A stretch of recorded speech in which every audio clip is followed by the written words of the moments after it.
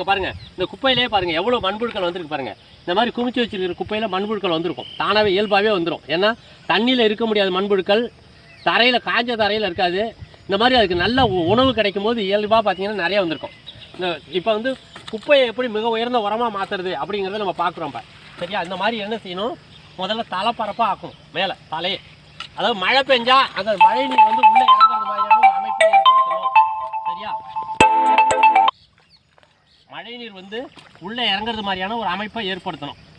ஏன்னா உள்ளே வந்து ஈரம் இறங்க இறங்க, குப்பை நனைய ஈரம் இறங்க இறங்க அந்த ஈரத்தில் தான் மண்புழுக்கள் வர ஆசைப்படும். ஈரத்தில் தான் மண்புழுக்கள் இருக்கும், உலர்ந்த தரையில் இருக்காது. நீங்கள் குமிச்சு வச்சிங்கன்னா, கோபுரம் மாதிரி குமிச்சு வச்சிங்கன்னா உள்ளே வெப்பம் இருந்துட்டு தான் இருக்கும். அதனால் இந்த மாதிரி நீர் உள்ளே ஊடுருவுற அமைப்பாக மாற்றணும். அதே சமயம் உரம் கரைஞ்சி போகாமலும் பார்த்துக்கணும். சரியா? உரம் கரைஞ்சி போச்சுன்னா எல்லாம் வீணாக போயிடும். இந்த மாதிரி குப்பையை நீர் உள்ளே இறங்குற அமைப்பாக ஊடுருவ